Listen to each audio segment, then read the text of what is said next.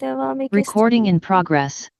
స్తుతికి పాత్రమైన యేసయ్యా మీకు స్తోత్రము స్తోత్రములు స్తోత్రములు నైనా నలు దిశల నెమ్మది కలుగ చేయవాడా మీకు స్తోత్రములు చెల్లించుకుంటున్నాం నైనా భూదిగాంతముల వరకు ప్రభా నాకు సాక్షులై ఉందిరని ప్రభా మీ వాగ్దానము ఈ సంవత్సరంలో నెరవేరుస్తున్నందుకు మీకే స్తోత్రములు నైనా స్తోత్రములు ఎక్కడెక్కడికైతే ప్రభా మీ వాక్యము మోసుకుని వెళ్ళబడాలో నైనా మీ కృపను అనుగ్రహించండి తండ్రి నీకే వెళ్ళలేని స్థుతులు చెల్లించుకుంటున్నాం మీ దాసుల్ని జ్ఞాపకం చేసుకోండి దేవా మీ కొందనాలు ఇంకను మీ అభిషేకంలో నుండి వచ్చే ప్రభా ప్రతి ఒక్కనైనా మీ ప్రత్యక్షత ఇంకా ఎవరినైతే తాకాలో ప్రభా ఏ జీవితం అయితే ఏ సోల్ అయితే ప్రభా మరలా మీ కనెక్ట్ చేయబడడానికి కావలసిన నైనా దేవా యూనిటీ కిందకి తేబడాలో మీ కృపను అనుగ్రహించమని ప్రార్థిస్తున్నాం.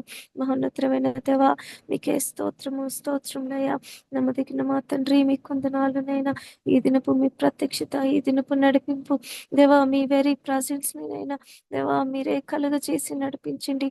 ఈ రోజునైనా దేవా మీ చిత్తంలోనికి మీ ఆజ్ఞలు అనుసరించు వారుగా మీరే సిద్ధపరిచి మీరే మహిమ పొందమని ఈ కొద్ది ప్రార్థన యేసునామమున అడిగి స్తుతించి వేడుకుంటున్నాము తండ్రి. ఆమేన్. ఆమేన్ ఆమేన్ ఆమేన్. షాలోమ్. Praise the lord. దేవునికి మహిమ కలుగును గాక. దేవునికి స్తోత్రం. సమయంలో ఈ రోజుకి సంబంధించిన వాక్య భాగానికి వెళ్దాం మనం. ఈ వారపు పోర్షన్, ఈ వారపు భాగాన్ని మనం ధ్యానం చేస్తాం. అందులో ఈ యొక్క నిష్పత్తి అనే భాగాన్ని చూస్తూ అందులో ముఖ్యంగా తప్పిన కుమారుని గురించి మాట్లాడుకుంటాం. Praise the lord. సో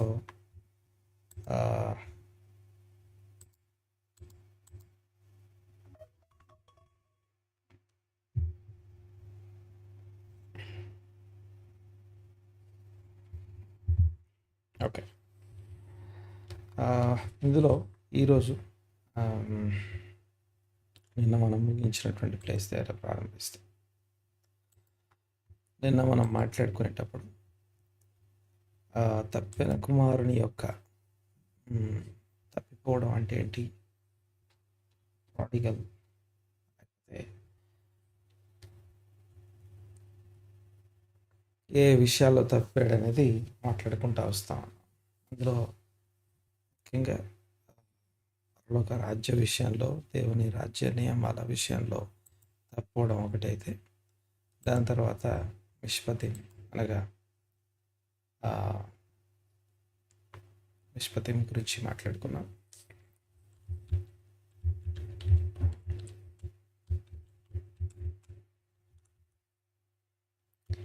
తర్వాత దాంట్లో మాట్లాడుకుంటూ నిన్న తను వెళ్ళిపోయిన విధానం గురించి మాట్లాడుకుంటూ తనకి బుద్ధి రావడం గురించి ఏ టైంలో బుద్ధి వచ్చిందో మాట్లాడుకున్నాం. అంటే తనకి బుద్ధి రావడం అంటే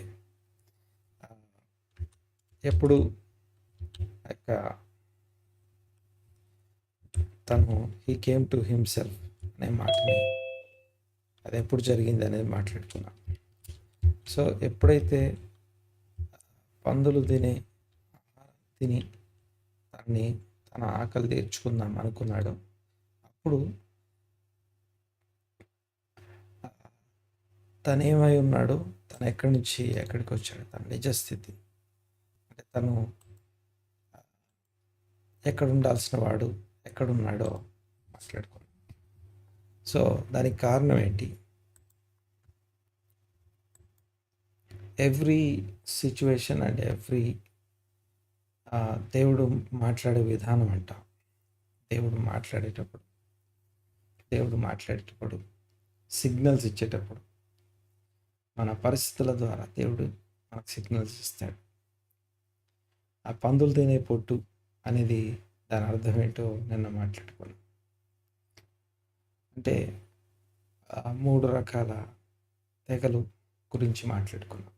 మొదటిది లోపల పరిశుద్ధత, బయట పరిశుద్ధత కలిగిన వారు. రెండవది బయట పరిశుద్ధత లేకపోయినా లోపల పరిశుద్ధత కలిగిన వారు, అన్యజనుల నుండి దేవుణ్ణి అనుసరించేవారు.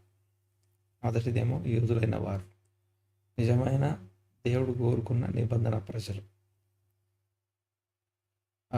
రెండోది బయట పరిశుద్ధత లేకపోయినా బయటికి అన్యులైనప్పటికీ లోపల యూదులుగా జీవించే అన్యజనులు ఎవరైతే ఉన్నారో వారిని యూదులుగా ఎంచినట్టుగా మనం చదువుతాం. అంటే మొదటి వారిని యాక్సెప్టెడ్, రెండో వారు కూడా యాక్సెప్ట్ చేయబడతారు. బట్ మూడో వారు మాత్రం బయటికి యూదులుగా కనపడుతూ లోపల అన్యులుగా ఉండేవారు ఎవరైతే ఉన్నారు అంతరంగ అన్యులు అంటాం. ఒకటి ఆ నిజమైన యూదులు, రెండోది అంతరంగంలో యూదులైనటువంటి ఆత్మీయ యూదులు, మూడోదేమో అంతరంగంలో అన్యులు. సో ధర్మశాస్త్రము అనుసరిస్తూ బయటికి అన్యుడైనా సరే యూదుడిగా ఎంచబడతాడు. ఇది ఎంత రోమ పత్రికలో ఉంది. ఈ మూడు మాట్లాడుతూ ఎవరైతే వేషధారణ అంటే మేము యూదులము అని చెప్పుకునే దీని గురించి మాట్లాడుతూ ఐ థింక్ తుయతైర సంఘం అనుకుంటాను, వారితో మాట్లాడుతూ చెప్పే విషయం ఏంటంటే మీ మధ్యలో యూదులు కాకే తాము యూదులమని చెప్పుకునేవారు. అంటే లిటరల్గా ఈ పంది జాతి అని అర్థం. అంటే పంది అనే ఆ జీవికి అది బయటికి పవిత్రత కలిగి ఉంటుంది. దాని కాలి డెక్కలు చీలు ఉంటాయి, కానీ లోపల కడుపులో సపరేషన్, నెమరి వేయట ఇది ఉండదు. కనుక అంతరంగ పరిశుద్ధత లేనటువంటి జీవి. ఇవన్నీ నన్ను మాట్లాడుకున్నాం. ఎప్పుడైతే ఆ పందులు తినే ఆహారం అంటే ఆ వేషధారణని సపోర్ట్ చేసే food, the way how we're listening, way లేకపోతే ఏం వింటున్నాము, ఏ ఆహారాన్ని తీసుకుంటున్నామో అది మన జీవితాన్ని ప్రభావితం చేస్తాం. ఏ వాక్యం వింటున్నాము, ఎలాంటి వాక్యం వింటున్నాము, ఏ వాక్యం వినాల్సి ఉంది. జీవం కలిగిన దేవుని నిజమైన వాక్యం, సత్యవాక్యం వినేటప్పుడు మనకి ఇబ్బంది అనిపించదు. ఇంకోటి ఏంటంటే ఫిజికల్గా శరీరానికి అది డిస్కంఫర్ట్ ఉంటుంది. మళ్ళీ చెప్తాను, సత్యవాక్యము దేవుని వాక్యము శరీరానికి అసౌకర్యంగా ఉంటుంది, డిస్కంఫర్టబుల్గా ఉంటుంది. బట్ ఆత్మకి చాలా కంఫర్ట్, తృప్తినిస్తూ కడుపు నిండిన అనుభవం అంటాం చూసారా. కడుపు నిండినప్పుడు చాలా సంతోషం ఉంటుంది, అదొక ఆనందం. ఒక స్పెషల్ వాక్యం విన్నప్పుడు వాక్యం వెల్లడి అవుటతోడనే వెలుగు కలుగును. ఆ వెలుగులో జీవం ఉంటుంది. ఆ జీవపు వెలుగు చీకట్లో ప్రకాశించిన చీకటి దాన్ని గ్రహించదు. అనగా శరీరపు చీకటి దాన్ని గ్రహించదు. గమనించండి ఒకసారి. పాయింట్ ఏంటంటే ఏం వింటున్నాము అనేది ప్రాముఖ్యమైనటువంటి విషయం. మనం వినేది మనం తినేదాంతో సమానం. అందుకే జనరల్గా ఈ సహవాసంలో గ్యాదర్ అయ్యేటప్పుడు ఈ కమ్యూనియన్ అనగా ప్రభు శరీర ప్రభు రక్తాన్ని జ్ఞాపకం చేసే కమ్యూనియన్ని జ్ఞాపకం చేసుకుంటారు. ఎందుకు కూడుకుంటారు అంటే రొట్టె విరుచుటకు కూడుకున్నారు అని రాసి. రొట్టె విరుచుటకు కూడుకున్నారు అంటే రొట్టె విరుచుటకు కూడుకోవడం అంటే అర్థం ఏంటంటే యేసును వినడానికి, యేసును తినడానికి అని ఒక స్టేట్మెంట్ మాట్లాడుకున్నాం. సో వింటూ అంటే మెస్సయ్య, క్రీస్తుని గురించిన వాక్యం, క్రీస్తు నందున్న వాక్యం, మనకు అవసరమైనటువంటి లేకపోతే మన కొరకు ప్రకటించబడిన వాక్యం ఏదైతే ఉందో దాన్ని వినుట మరియు ఆఖరణ రొట్టె విరుచుట. వారు ఇంటింట రొట్టె విరిచిరి అని చదువుతాం, లేకపోతే వారు దినము గ్యాదర్ అయినట్టుగా మనం చూస్తాం. సో ఈ రొట్టె విరుచుట అంటే మనం మాట్లాడుకున్నాం, మీనింగ్ మాట్లాడుకున్నాం. మెస్సయ్యను వినుట, మెస్సయ్యను తినుట. సో ఏం వింటున్నాము అనేది ప్రాముఖ్యమైన విషయం. పందుల పొట్టు తినడం అంటే అర్థం ఏంటంటే పందులు తినే ఆహారాన్ని తినాలనుకోవడం. అప్పుడు ఒక యూదుడు ఎప్పుడు కూడా సూచన అడుగుతాడు. యూదులు సూచనలు అడుగుతారు, అదే అన్యులు అద్భుతాలు అడుగుతారు.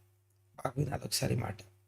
యూదులు సూచనలు అడుగుతారు, అన్యులు అద్భుతాలు అడుగుతారు. సూచన అంటే జరిగే ప్రతి దాంట్లో నేను ఎటు వెళ్తున్నాను, నేనేం చేస్తున్నాను, నాది నాకు చూపించబడుతుంది. తర్వాత నేను ఎటు వెళ్ళవలసి ఉందో నాకు సూచన, ఒక డైరెక్షనల్ ఇన్స్ట్రక్షన్, ఒక ఇండికేటర్, లేకపోతే ఒక సిగ్నల్ లాగా కావాలి. సూచక క్రియ అంటే సూచక క్రియ అనే మాటకి మనము అది ఒరిజినల్ అద్భుతం కాదు. ఒరిజినల్ అద్భుతానికి సంబంధించిన ఆ ఒరిజినల్ అద్భుతం వైపు నడిపించే ఒక దిక్సూచి, అనగా ఒక మార్గం చూపించేటటువంటిది అనమాట. సో సూచన అడుగుతారు. సో అలాగే ఇక్కడ కూడా జరిగిన సందర్భం, ఎప్పుడైతే పందులు తినే ఆహారం తినడం మొదలుపెట్టాడు, తినడానికి వచ్చాడు, అప్పుడు బుద్ధి వచ్చింది అని రాస్తుంది. ఆ బుద్ధి రావడం అన్న దగ్గర హీ కేమ్ టు హిమ్సెల్ఫ్ అని మాట్లాడుకున్నాం. అంటే తను ఎవరో, తను ఏమై ఉన్నాడో మాట్లాడు, తను ఏమై ఉన్నాడో ఒరిజినల్ స్థితికి చేరుకున్నాడు. అంటే లోపల పవిత్రత లేకుండా జీవిస్తూ బయట పవిత్రతను కలిగి ఉంటే చాలు అనే బోధ, అనే ఉపదేశం, లేదా అన్యులు కోరుకునేది అని చెప్పాను కదా ఇందాక. యూదుడు సూచనలు అడుగుతాడు, అన్యుడు అద్భుతాలు అడుగుతాడు. సో ఒక అద్భుతం ఉంటే చాలు అంటాడు. సరే, పాయింట్ ఏంటంటే ఈ రెండిటికి సంబంధించిన మనం ఏం కోరుకుంటున్నాం? యాక్చువల్గా మనము కూడా లోపల యూదులమై ఉండి బయట అన్యులమై ఉంటే దేవునికి ఇష్టమే. ఓకే, సో మనము యూదులుగా కన్సిడర్ చేయబడతాం. సో లోపల యూదులమై ఉండడం అంటే అర్థం ఏంటంటే సూచనలను నేర్చుకోవాలి, సూచనలు చూడడం అడగాలి, సూచనలు నేర్చుకోవాలి.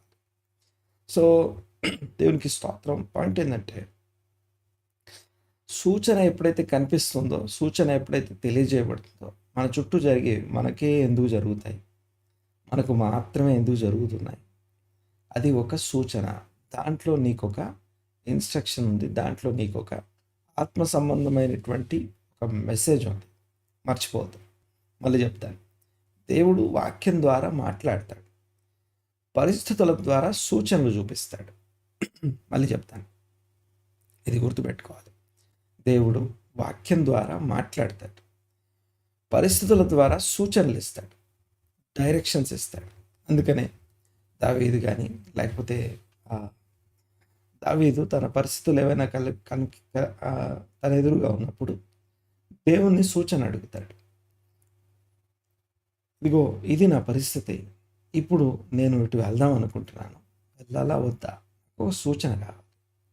సో సూచన దేవుని సన్నిధిలో కనిపెట్టి సూచన దొరికే అది ఒక లెవెల్ ఆఫ్ లైఫ్ స్టైల్ అయితే, పరిస్థితుల్లోనే సూచనని వెతుక్కోవడం, దేవా ఈరోజు నాకు ఒక సూచక క్రియ దయచేయండి. సూచక క్రియ బాగా గమనించాలి. ఒకసారి ఒకటి అడుగుతాను, చెప్పండి మీ అందరికీ. వాక్యం విన్న వాళ్ళు, రెగ్యులర్గా వాక్యం వినే వాళ్ళు దీనికి జవాబు చెప్తారు. What is the greatest miracle? ఇందాక నేను అన్నాను, అద్భుతం వేరు, సూచక్రియ వేరు అని మాట్లాడుకోను. ఒక రోగం నుండి స్వస్థత రావడం అనేది సూచక్రియ, అద్భుతమా? ఒక రోగం ఉందండి, దాని నుంచి స్వస్థత రావడం అనేది సూచక్రియ, అద్భుతమా? సూచక్రియ. Yes, thank you. ఒకటి ఏదైనా అనుకోంది మన ఎదుటగా జరిగిందంటే అవన్నీ సూచక్రియలు, అద్భుతాలు కావు. మరి వాట్ ఈస్ ద మిరకల్? అసలు గ్రేటెస్ట్ మిరకల్ ఏంటి? అసలు అద్భుతం ఏంటి? అసలు దేవుడు మనతో మాట్లాడటం అద్భుతం. ఇది దేవుడే దిగి వచ్చి వాక్యాన్ని. ఓకే, రెండు అద్భుతాలు ఉన్నాయి. అద్భుతాలు ఎప్పుడు రెండు ఉన్నాయి, బాగా గమనించాలి. అద్భుతం నెంబర్ 1, దేవుడే దిగి వచ్చి ఇశ్రాయేలుతో మాట్లాడాడు. దీన్ని మహా అద్భుతం అని పిలుస్తాం. అంటే దేవుడు దిగి వచ్చి ప్రజలతో ఏం మాట్లాడాడో దాన్ని వినాలి, దాన్ని గ్రహించాలి, దాన్ని నేర్చుకోవాలి. ఇది అద్భుతం నెంబర్ 1. రెండో అద్భుతం ఏంటంటే వాక్యము, అంటే దేవుడు స్వరమై ఉండి వాక్యమై ఉండి మాట్లాడడం మొదటి అద్భుతం అయితే, ఆ వాక్యము శరీరం ధరించుకొని మన మధ్యకు కృపాసత్తుగా దిగి వచ్చి మరణించి తిరిగి పునరుత్థానము అనేది రెండో అద్భుతం. ఈ రెండు అద్భుతాల్లో మన వ్యక్తిగత ఆత్మీయ ఎడిఫికేషన్, ఆత్మ సంబంధమైనటువంటి క్షేమాభివృద్ధి దాచిపడుతుంది. దాన్ని స్థిరపరచడం కోసమే మిగతా సూచక్రియలన్నీ ఉంటాయి. ఈరోజు వస్తూ వచ్చిందండి, దేవా స్తోత్రం స్తోత్రం స్తోత్రం, మాకు అద్భుతం చేయండి, రోగం వచ్చింది, వెళ్ళిపోవాలి. ప్రార్థన చేసినా స్వస్థత వచ్చింది. సాయంత్రానికి ఇంకో రోగం వచ్చింది, మళ్ళీ ఇంకో ప్రార్థన స్టార్ట్ చేస్తాం. దేవా ఇంకో ప్రాబ్లం వచ్చింది, నేను స్వస్థత కావాలి, మీకు ప్రార్థన చేస్తాం. రెండో స్వస్థత. అలాగా ప్రతిసారి అద్భుతం నుండి అద్భుతానికి విశ్వాస యాత్ర కొనసాగదు. దాన్ని యాత్ర అనము, దాన్ని విశ్వాస ప్రయాణం అసలు కాదండి. కానీ విశ్వాసం అంటే అద్భుతాల కొరకు ఎదురు చూడటం కాదండి. విశ్వాసం అంటే సూచనలు చూసుకుంటూ ఎటు వెళ్ళాలో, అనగా దేవుని వాక్యాన్ని, దేవుని ప్రత్యక్షతని స్థిరపరిచే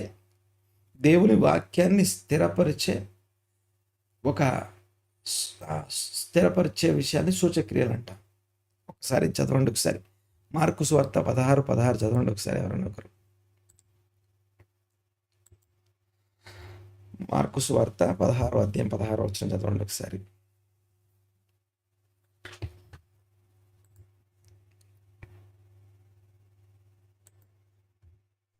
నమ్మి బాప్తిస్వం పొందినవాడు రక్షింపబడును, నమ్మని వానికి శిక్ష విధింపబడును.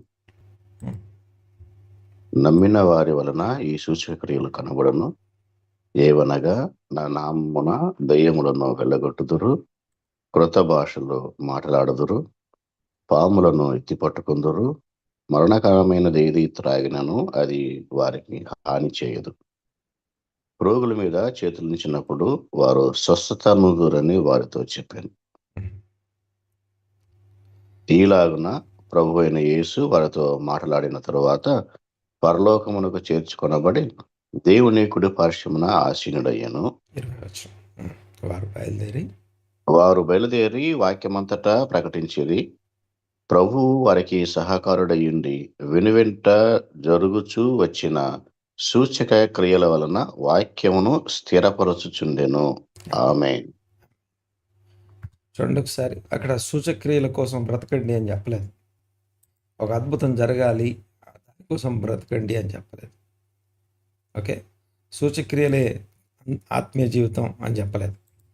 సో మనము సూచక్రియలు అనేవి ఎందుకున్నాయంటే అక్కడ ఏం చేస్తున్నాయంట, ఏదైతే వాక్యం చెప్పబడుతుందో ఆ వాక్యం స్థిరపరచాలి. వాక్యం స్థిరపరచడానికి సూచక్రియ. అయితే ఆ స్థిరపరిచే వాక్యం ఏంటి? స్థిరపరిచే వాక్యం ఏంటి అంటే అద్భుతం అన్నమాట. నిజమైన ఒరిజినల్ అద్భుతం వైపు తీసుకెళ్ళడానికి అదొక సూచక్రియ. యూనో, దానికి మీకు ఇదే ఆనవాలు అంటాడు. దానికి మీకు ఇదే ఆనవాలు. దేని గురించి? దేవుడు శరీరము అనగా వాక్యము శరీరము ధరించుకొని భూమి మీదకి రావడం, అనగా మెస్సయ్య క్రీస్తు జన్మించడం అనే దానికి ఒక గుర్తును సూచిస్తారు. దానికి ఒక ఆనవాలు ఇస్తారు. ఈ సూచక్రియలు అనేవి ఆనవాలు. అలాగే ఈ యొక్క పందుల పొట్టు తినే జీవితం అనేది అది కూడా సూచిస్తూ ఉంది. బాగా వినాలి ఒకసారి. అన్ఎక్స్పెక్టెడ్ థింగ్ మన జీవితంలో పాజిటివ్గా జరిగితే దాన్ని అద్భుతం, లేకపోతే అదే సూచక్రియ అద్భుతం అనుకుంటాం. కానీ అన్ఎక్స్పెక్టెడ్ నెగిటివ్ థింగ్ జరిగినా కూడా అది కూడా సూచక్రియ. మళ్ళీ రిపీట్ చేస్తాను. సో దానికి ఎంత అనగా చూడండి ఒకసారి, చాలా రోజుల నుంచి ఎంతమంది డాక్టర్ల దగ్గరికి వెళ్ళినా స్వస్థపరచబడిన రోగం ఒక్క ప్రార్థనతోనో, లేకపోతే ఒక వాక్యం వినడంతోనో, ఒక ఆరాధనలోనో, ఒక సాహసంలో కూర్చోగానే విడుదల పొంది గొప్ప స్వస్థత కలిగితే అదొక సూచక్రియ. నీకు చెప్పబడుతున్న నీ దాకా వచ్చిన వాక్యాన్ని నమ్ము అని చెప్పే వాక్యాన్ని స్థిరపరిచే సూచక్రియ. అలాగే ఎన్నిసార్లు ఎన్ని సూచక్రియలు అద్భుతాలు జరిగినా, ఎన్ని ఇలాంటివి జరిగినా మారకపోతే, వినకపోతే దానికి నెగిటివ్ విషయాలు జరుగుతాయి. నెగిటివ్ విషయాలు ఎలా ఉంటాయంటే, ఈ పందుల పొట్టు తినే పరిస్థితి రావడం. పందులు తినే ఆహారాన్ని తిని కడుపు నింపుకుందాం అంటే నేను ఇన్ని రోజులు లోపల యూదుడుగా ఉండకుండా జీవించే దేవుడు కోరుకునే అల్టిమేట్ మన నుంచి కోరుకునేది ఒకటి ఏంటంటే, ఒకవేళ నువ్వు ఇశ్రాయేలు కుటుంబంలో జన్మిస్తే, ఒకవేళ నువ్వు అబ్రహాం సంతానం ఫిజికల్లీ అయి ఉంటే, బయటికి యూదుడు అయినంత మాత్రాన సరిపోదు, లోపల కూడా యూదుడుగా అని చెప్పడం. ఈ దేవుడు కోరుకునేది, దేవుని చిత్తం అది. రెండోది, ఒకవేళ నువ్వు అబ్రహాము సంతానం కాలేదనుకో, అబ్రహాము సంతానం గాక ఏ వంశంలో ఈ భూమి మీద పుట్టినా అబ్రహాము వంశంతో అంటుకట్టబడుట అంటే బయటికి యూదుడవు కాలేకపోయినా సరే అంతరంగంలో యూదును అయిపోవు. ఇది రెండో వాక్యం. ఈ రెండు దేవుని చిత్తము, దేవుని ఎక్స్పెక్టేషన్స్ అవి. ప్రతి మానవం నుండి దేవుని యొక్క ఎక్స్పెక్టేషన్. అయితే దాన్ని, ఆ వాక్యాన్ని స్థిరపరచడం. దేవుడు చేసే అద్భుతాలు ఏంటి అని అడిగితే, వాక్యమై ఉన్న దేవుడు కిందికి వచ్చి దేవుని యొక్క వాక్యం అనగా అది కొండ మీద, దేవుడు సీనాయి కొండ మీద ఇశ్రాయేలు ప్రజలతో మాట్లాడడం, ఇదొకటి. రెండోది, అదే వాక్యము శరీరం ధరించుకొని భూమి మీద కృపాసక్తి సంపన్నుడిగా మన మధ్యలో వసించడం. అనగా వాక్యం క్రిందికి రావడం అంటేనేమో దేవుని వర్డ్, వాక్యం, వర్డ్ వచ్చింది. ఆ వర్డ్ యొక్క క్యారెక్టర్ ఏంటి అనేది, అందుకనే వాక్యమేమో మోషే ద్వారా ఇయ్యబడిందట, కృపా సత్యము క్రీస్తు యేసు ద్వారా భూమి మీదకి దిగి వచ్చింది. జాన్ 1:17 రాసి, యోహాను 1:17 ఇది. సో వాక్యమేమో మోషే ద్వారా ఇవ్వబడిందట. ఇదిగో ఇది దేవుని వాక్యం అని ఇవ్వబడిందట. అదొక అద్భుతం. అయితే దాని సెకండ్ అద్భుతం, దాని అద్భుతం యొక్క second, the character of the word, అనగా దేవుని గుణం ఏంటో, దేవుని గుణాతిశయాలు ఏంటో క్రీస్తు ద్వారా ప్రకటించబడ్డాయి. ఈ రెండు వేరు కాదు, రెండు ఒకటే. ఒక మనిషి రావడం వేరు, ఆ మనిషి యొక్క క్యారెక్టర్ని అనుభవించడం వేరు. అలాగే ప్రతి వ్యక్తిత్వం ఎలాగో వాక్యము మరియు వాక్యం యొక్క యాట్రిబ్యూట్స్ని క్రీస్తు శరీరంలో, జీవితంలో చూస్తాం. అయితే వర్డ్, వాక్యాన్ని మోషే ద్వారా ఆ యొక్క కొండ మీద వినపడ్డది. సరే, ఈ వాక్యమును స్థిరపరచడం కోసం మనల్ని అంతరంగంలో కూడా యూదులుగా చేయడమా? యూదుడైన వాడు అంతరంగంలో యూదుడు కావాల్సిందే, అన్యుడైన వాడు అంతరంగంలో యూదుడు కావాల్సిందే. ఇది దేవుని కోరిక. ఇవి రెండు గాక అంతరంగంలో యూదుడు కాకుండా చేసే, దేవునికి దూరంగా ఉంచే విషయాల చేత నేను ఇన్ని రోజులు పోషించబడ్డాను, ఆహారం తిన్నాను. అంటే నేను లోపల యూదుడిని కాకుండా చేసే విషయాలు ఏంటివి? దేవుని వాక్యము,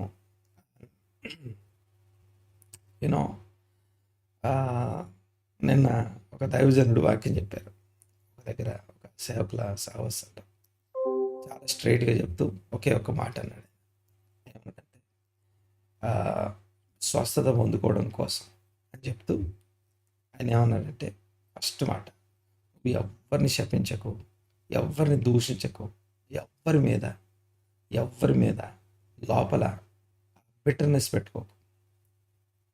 చూడండి ఒకసారి, ఇది మినిమం యూదుడు, లోపల యూదుడు అనే దానికి ఈ మిష్పతి అంతా మనకు బోధించే విషయాలు అవి. డు నాట్ ఎలాంటి బిటర్నెస్ని క్యారీ చేయకపోవడం. ఓకే, సో లోపల యూదులం అవడం అనేది అంశం. తర్వాత దీనికి సంబంధించి మా లోపల దేవుడు కోరుకున్న యూదుత్వానికి విరోధమైనటువంటి విషయాల చేత బోధించబడుట, దాన్ని వినడం, అవ్వట అపవాది చేత మోసపరచబడింది అని చదువుతాం. అవ్వ అపవాది చేత మోసపరచబడింది. ఇది క్రొత్త నిబంధనలో రాయబడిన మాట.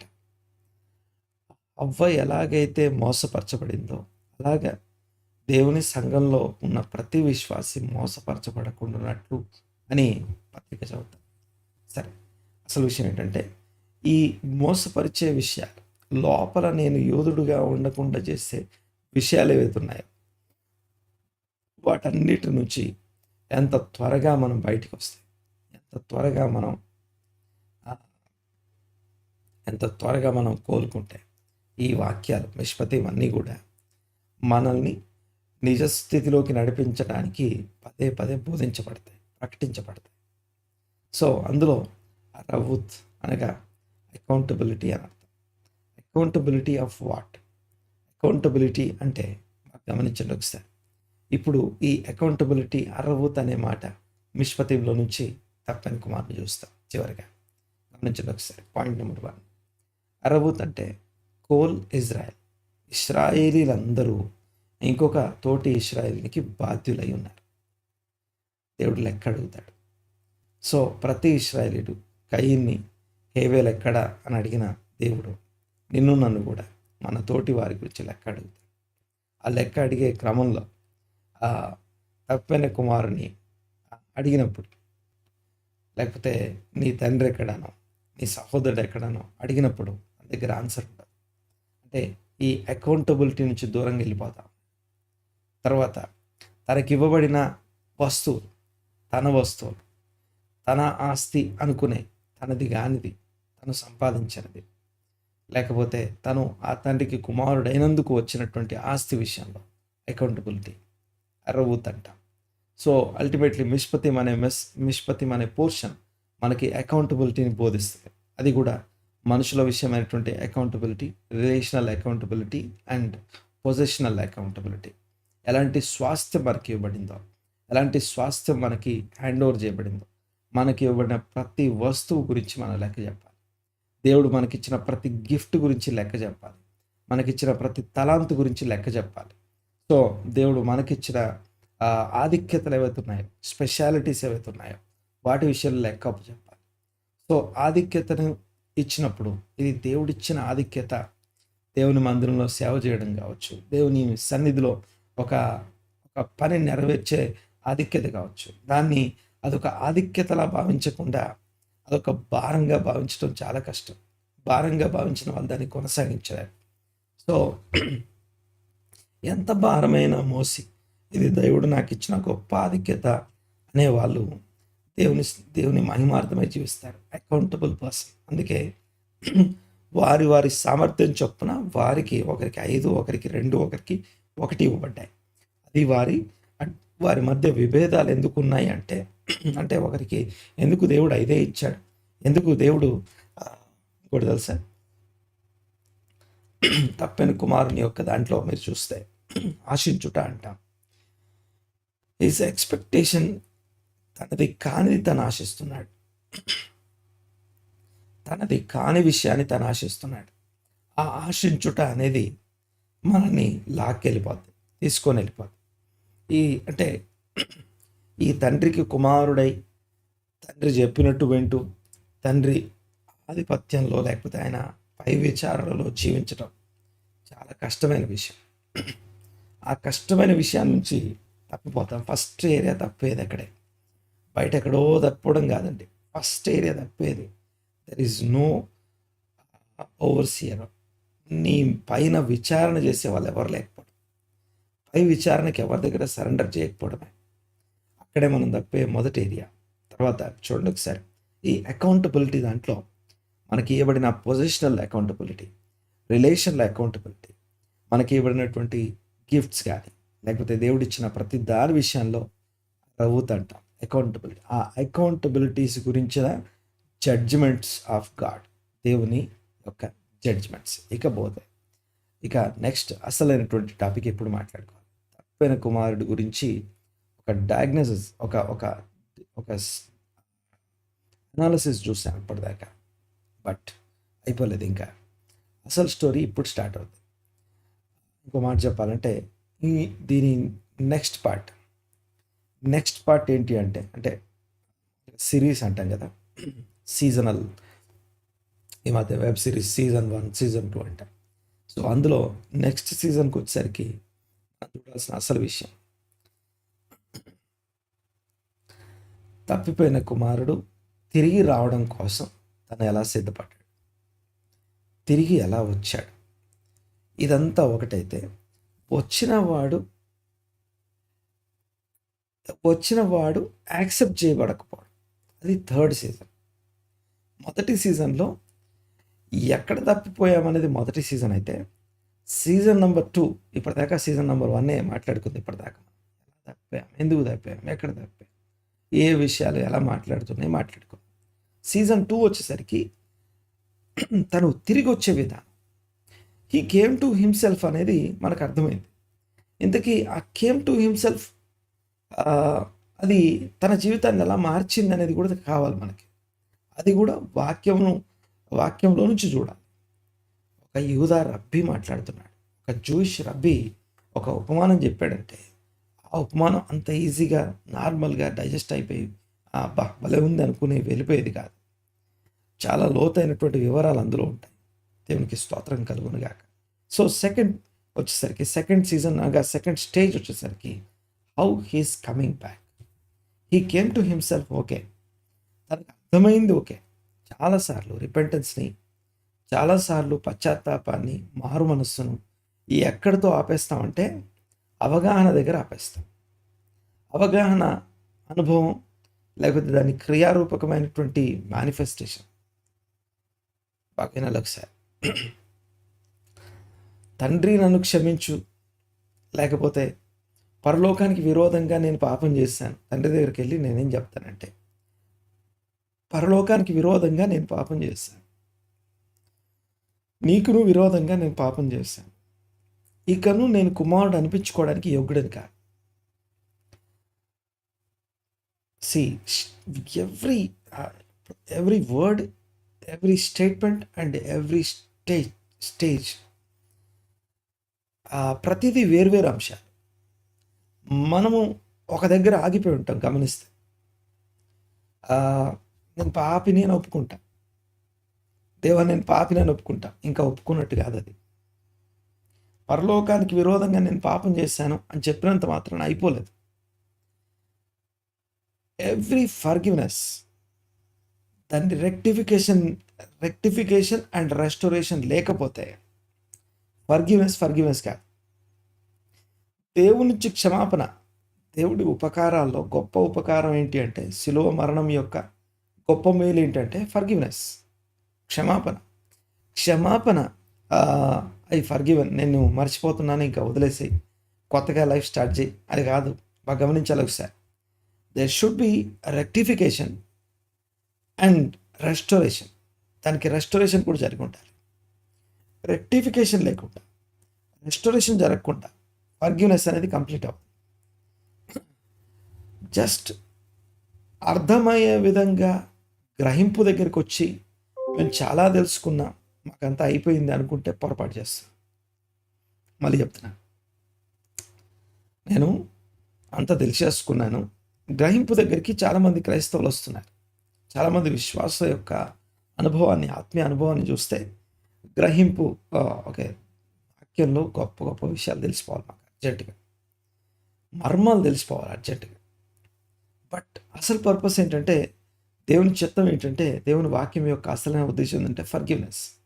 ఆ ఫర్గివ్నెస్లో దేవా నేను పాపిని అన్నది బాగుంది, నేను పాపిని అనే గ్రహింపు కలిగింది బాగుంది. యెషయా దేవుని దర్శనాన్ని చూడగానే ఆయనకు అర్థమైన విషయం ఏంటో తెలుసా? అపవిత్రమైన పెదవులు గలవాడను అని అర్థమైంది. అపవిత్రమైన పెదవులు గలవాడను అని అర్థమైంది. ఇర్మియా దేవుని వాక్య ప్రత్యక్షత అనుభవించగానే తనకు అర్థమైన విషయం ఏంటో తెలుసా? నేను ఏ పాటివాడను, నేను అల్పుడను, నేను బాలుడను అంటాడు. నేను చాలా చిన్నవాడిని, అంటే ఇంత పెద్ద పనికి నేను చాలా చిన్నవాడిని. అంటే దేవుని ప్రత్యక్షత మన యొక్క ఏమంటారంటే, అంతేకాకుండా దానియేలు గురించి చదువుతాం. దానియేలు దర్శనం చూసినప్పుడు there is no life in him, తనలో లైఫ్ లేని ఒక నిశ్చేష్టుడైపోయి పడిపోయాడట, మూర్ఛపోయాడట. అంటే దేవుని ఒరిజినల్ దర్శనం, ప్రత్యక్షత చూసినప్పుడు బికమింగ్ నథింగ్ అనేది కామన్ విషయం. నేను పాపిని, నేను ఏపాటి వాడను, అసలు నేను అనవసరంగా హెచ్చించుకుంటున్నాను, అసలు ఏ పాటి వాడను నేను. చాలాసార్లు నాకు ఇంత తెలుసు, నాకు నేను ఇంత జ్ఞానం కలిగినోని కదా, సో ఇంత ఉంది కాబట్టి నేను చాలా గొప్పని అనుకుంటాను. కానీ అసలు విషయం ఏంటంటే, నువ్వు నిజంగా గొప్పను అయితే దేవుడు నేను గొప్పగా వాడుకుంటాడు కదా, గొప్ప స్థానంలో నిలబెడతాడు కదా. సో గొప్ప స్థానంలో దేవుడు నిన్ను వాడుకునే స్థాయికి నువ్వు చేరలేదంటే ఇంకా నీలో ఏ గొప్పతనం రాలేదని అర్థం. పరలోకంలో గనులు ఎవరంటే తనను తాను తగ్గించుకున్నవాడు. సో ఏమీ తెలియని వాళ్ళ ముందు, ఏమీ తెలియనోడి కంటే అంతకంటే తక్కువగా జీవించేవాడు ఎవరైతే ఉన్నారో అంతకంటే గనులు ఇంకెవరు లేరు. అందుకే నువ్వు గొప్ప స్థితి అనుభవించాలంటే ముందు ఇక్కడ సేవకుడిగా మారంటాడు. ఈ భూమి మీద ఇక ఇదంతా కూడా మేడగదిలో మాట్లాడిన మాటలు ఇవన్నీ కూడా అంటే ఇశ్రాయేలు ఆ యొక్క ప్రభు యొక్క అప్పగించబడే ముందు రాత్రి పస్కా భోజనం చేసే సందర్భంలో ఆయన బోధించిన విషయాలు ఇవన్నీ. అందులో ఒకటి ఏంటంటే మీరు ఈ భూమి మీద గనులు కావాలంటే ముందు సేవకులు కాండి అంటాడు. సో సేవకుడు అవ్వడానికి ఇష్టపడం కానీ డైరెక్ట్గా మేము గనులం అయిపోవాలి. సరే, నేను ఇక్కడితో ముగిస్తాను ఈ రోజుకి. సో పాయింట్ ఏంటంటే సెకండ్ సీజన్, అసలు సీజన్ ఉంది. అదేంటంటే గ్రహింపు దాకా వచ్చినంత మాత్రాన అయిపోలేదు. తప్పైన కుమారుని అనాలిసిస్ చేసి డయాగ్నోసిస్ చేసి ఇదిగో దిస్ ఈజ్ ద ప్రాబ్లం అని అర్థమైంది. గ్రహింపు హీ కేమ్ టు హిమ్సెల్ఫ్ అనే వర్డ్ సరిపోదు. అది ఒక సీజన్ మాత్రమే, ఒక స్టేజ్ మాత్రమే. నెక్స్ట్ స్టేజ్ ఉంది. తను ఉన్న స్థానానికి చేరుకున్నప్పుడు ఆ స్థానాన్ని హ్యాండిల్ చేయడానికి ఇప్పుడు తను ఎలా మారాలి. ఫర్గివ్నెస్ని రిసీవ్ చేసుకోవడం అంటే పశ్చాత్తాపం, మారు మనసు పొందడం అనేది కేవలం గ్రహింపు దగ్గరే. ఇన్వర్డ్, నేను లోపల ఎంత బాధపడుతున్నానో తెలుసా అని చెప్తే సరిపోదు. దానికి సంబంధించిన ఒక రెక్టిఫికేషన్ ఉండాలి, రెస్టోరేషన్ ఉండాలి. ఇవి రెండు లేకుండా ఫర్గివ్నెస్ కాదు. సో దేవుడు నన్ను క్షమించాడు అనే దాన్ని ఎలా రిసీవ్ చేసుకుంటామంటే ఆ క్షమాపణని రిసీవ్ చేసుకోవడంలో పశ్చాత్తాపం, మారు మనసు పొందాం కదా, రెక్టిఫై అయి ఉండాలి. రెక్టిఫై అయి ఉండి దేవుని యొక్క రెస్టోరేషన్ రిసీవ్ చేసుకోవాలి. అందుకే దేవుడు క్షమించానని చెప్పి ఊరికే క్షమించలేదు. తన కుమారుని మరణం, ఆ కుమారుని మరణం ఏం తెలియజేస్తుంది? ఆ కుమారుని మరణంలో దేవుని ఉద్దేశం ఏంటంటే దాంట్లో ఇదిగో నేను నిన్ను క్షమిస్తున్నాను అని చెప్పేటప్పుడు ఎంత క్షమించాను అంటే ఇదిగో ఆ క్షమిస్తూ నేను నిన్ను రెస్టోర్ చేసే విధంగా మన పాపములకు ప్రాయశ్చిత్తంగా. ఫర్గివ్నెస్ అనేది సింపుల్ నోటి మాటతో అయ్యేది ఉంటే అది నోటి మాటతో అందరి మధ్యలోకి వచ్చి ఐఎమ్ ఫర్గివింగ్ యూ అని ఒక మాట చెప్తే సరిపోద్ది. కానీ పాపములు తన మీద వేసుకొని మరణించడం అనేది అదొక రెక్టిఫికేషన్ అండ్ రెస్టోరేషన్ ప్రాసెస్. తప్పైన కుమారుడు తిరిగి ఇంటికి రావాలి. అక్కడే ఉండి అయ్యా నేను పాపం చేశానంటే సరిపోదు. రైట్, ఆ తిరిగి రావడం, తప్పిపోయి దొరకడం, తిరిగి రావడం అనేది ప్రాముఖ్యమైనటువంటి విషయం. సెకండ్ సీజన్ అది. రైట్, ప్రార్థన చేసుకుందాం, తలలోంచి కళ్ళు మూసుకుందాం. పరమ తండ్రి, మహోన్నతుడ, కృపగల దేవ, మీ మహాకృపను బట్టి, కనికరాన్ని బట్టి వందనాలు చెల్లిస్తున్నాం. ఇంకొక ఉదయకాలం మీ సన్నిధిలో ఏకీభవించి ఆరాధించడానికి, ప్రార్థించడానికి, విజ్ఞాపన చేయడానికి కృపనిచ్చారు. వందనాలు, స్తోత్రం నాయన. క్రీస్తు గొప్ప నామమున వందనాలు, స్తుతులు, స్తోత్రం తండ్రి. విన్న మాటలు మా హృదయాల్లో స్థిరపరచండి, మా ఆలోచనలో స్థిరపరచండి. మా ఉద్దేశాలు, మా యొక్క తలంపులన్నీ మీ ఎదుట ఉన్నాయి. వాటన్నిటిని బట్టి కృతజ్ఞతలు, వందనాలు, స్తుతులు, స్తోత్రం చెల్లిస్తున్నాను నాయన. మీకే వందనాలు. ఏకీవించిన ప్రతి వ్యక్తిని మీ హస్తాలకు అప్పగిస్తాము. వారందరి మీద మీ సన్నిధిని ఉంచండి. వాక్యం వింటున్న ప్రతి సోల్ ఇదిగో మీ సన్నిధిలో రెక్టిఫై చేయబడును గాక, రెస్టోర్ అవ్వను గాక. Restore every soul. మీ ప్రేమ వారి హృదయాల్లో నింపబడును గాక. ఇదిగో మీ ఆత్మ ద్వారా మీ ప్రేమను వారి హృదయాల్లో నింపమని ప్రార్థిస్తున్నాం.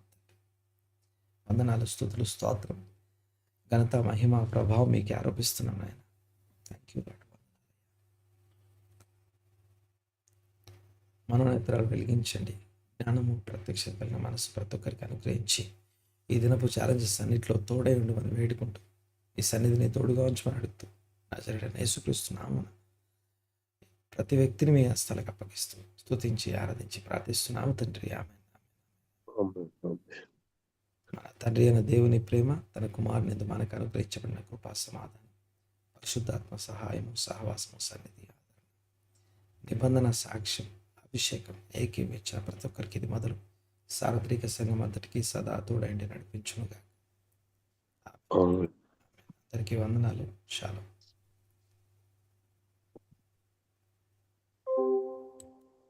షాలోమ్ అన్న, షాలోమ్ అందరికీ వందనాలు. షాలోమ్ అన్న, అందరికీ షాలోమ్. షాలోమ్ అన్న, అందరికీ షాలోమ్. అందరికీ షాలోమ్. షాలోమ్ అందరికీ షాలోమ్ పాస్టర్ వందనాలు. గారు, అందరికీ షాలోమ్. అందరికీ షాలోమ్ అన్న. షాలోమ్ అన్న, షాలోమ్. షాలోమ్, అందరికీ షాలోమ్.